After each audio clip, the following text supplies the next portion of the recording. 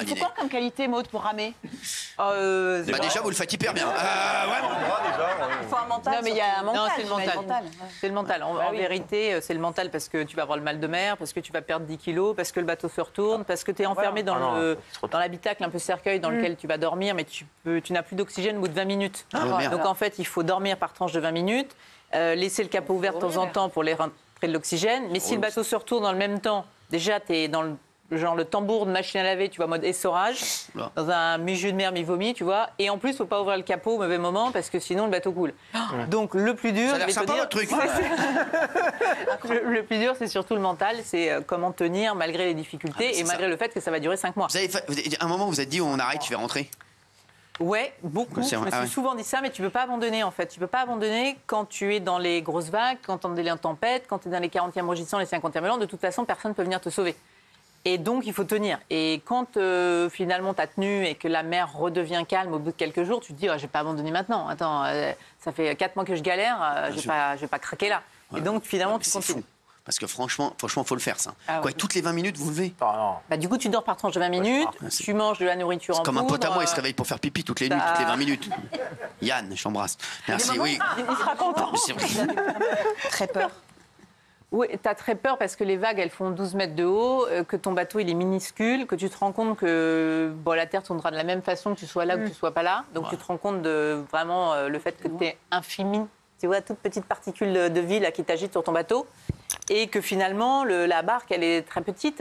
Donc, la coque, elle fait 6 mm d'épaisseur. Tu te dis qu'elle va peut-être être broyée dans la prochaine vague. C'est chaud. Et tu te dis toujours que ça va être plus dur de mourir dans la nuit noire, dans la tempête, toute seule. Et tu te dis, mais pourquoi je suis venue là, quoi. C'est ça. Ouais. Et à ce moment-là, tu as tellement peur que j'en étais... Dernier anniversaire de Valérie Benaïm.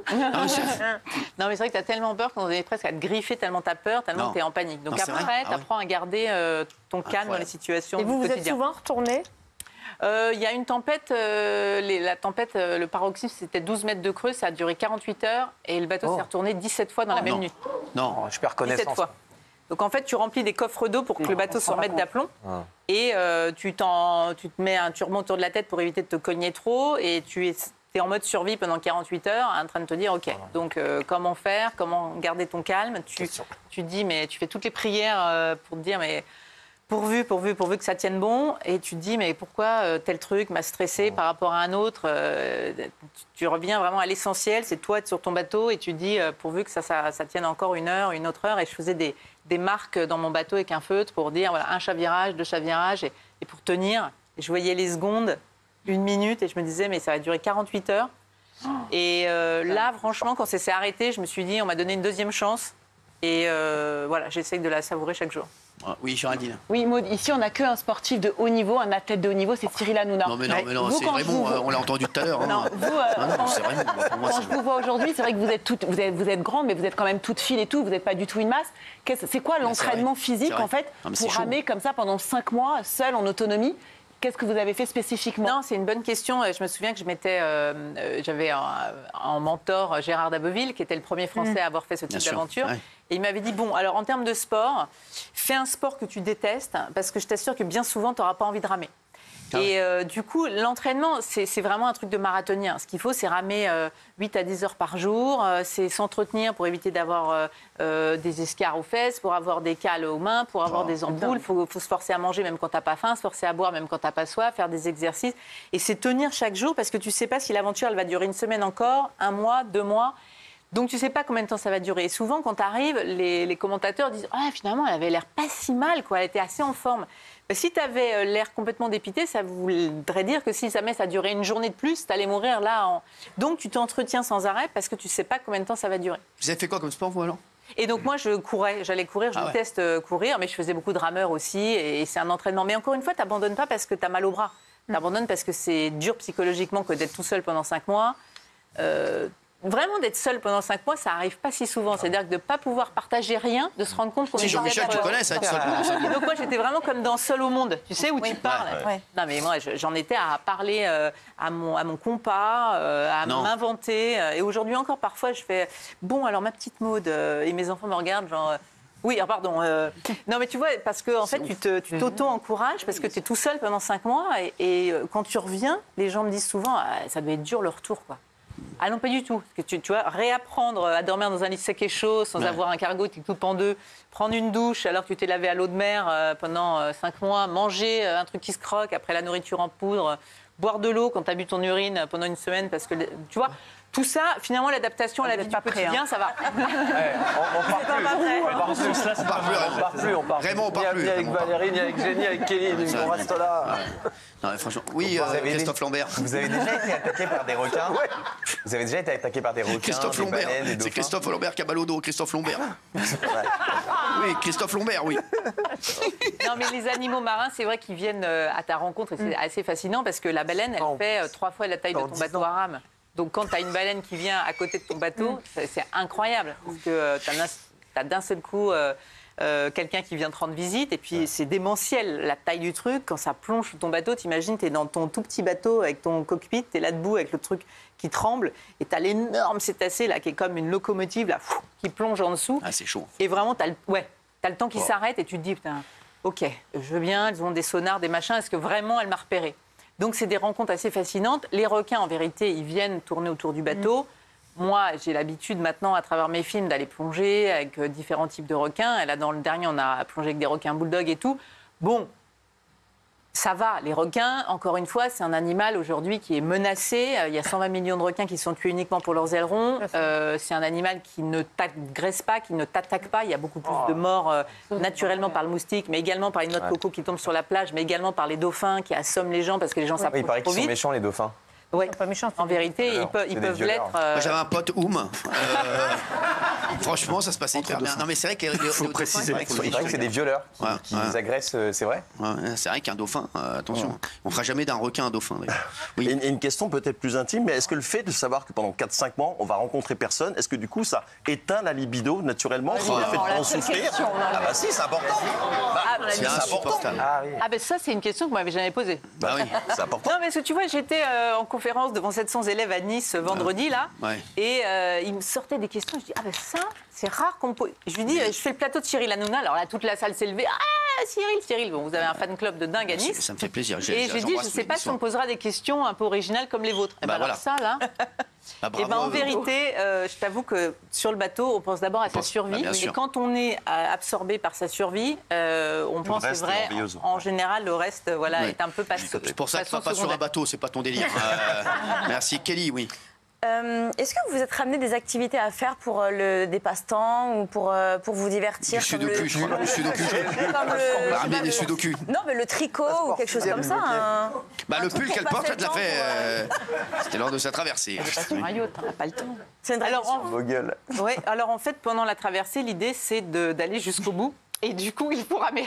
On n'a pas le temps. Donc, en fait, il n'y a pas du tout de temps. C'est-à-dire que, en fait, l'idée, c'est que tu rames 8 à 10 heures par jour. Quand tu rames pas, l'idée, c'est que tu dois prendre soin de toi pour pouvoir continuer. Tu dois te nourrir, prendre soin de ton corps, essayer de faire des assouplissements, tenter de dormir, gérer le bateau. Même pas un petit Candy Et en fait, t'as pas. Et justement, prendre soin de soi. Est-ce que vous avez réalisé que ça passait aussi par prendre le temps de prendre soin de son physique? Est-ce que vous avez ramené des petites crèmes pour prendre soin de vous? Alors ça, c'est une super bonne question parce qu'en vérité, le fait de se sentir bien vous donne de la force. Et alors, je vais vous faire marrer, mais moi, mon seul contact avec la Terre, c'était mon téléphone satellitaire qui permettait d'appeler une fois par semaine mon PC. Et mon PC, c'était ma maman. Paix à son âme, elle n'est plus là aujourd'hui, mais c'était elle qui me répondait au téléphone. Et en fait, à ma maman, quand je disais « Oui, allô ?» Tu t'es lavé les cheveux aujourd'hui? Non. Et elle sentait au son de ma voix que j'avais la patate parce que j'avais pris soin de moi. Parce que franchement, dans le bateau à rame, tu as un vêtement, tu as le droit de changer tous les 15 jours de t-shirt, tu n'as quasiment rien, tu te laves à l'eau de mer comme ça. Et dans la traversée du Pacifique, j'ai oublié ma brosse à dents. Ah merde. Et je me suis brossé les dents pendant 5 mois avec mon pencil. Non, ah ouais. Et ça, ceux qui vont te demander pourquoi tu avais un pencil à bord de mon bateau. Et bien parce qu'en fait, j'avais une petite trousse de maquillage. Alors, autant dire, tout était millimétré pour être le plus léger possible, mais j'avais quand même un peu de maquillage pour au cas où, tu sais, le jour de l'arrivée. Donc, comme quoi, ce côté un peu futile, féminin, c'est aussi ce qui nous raccroche à une certaine humanité.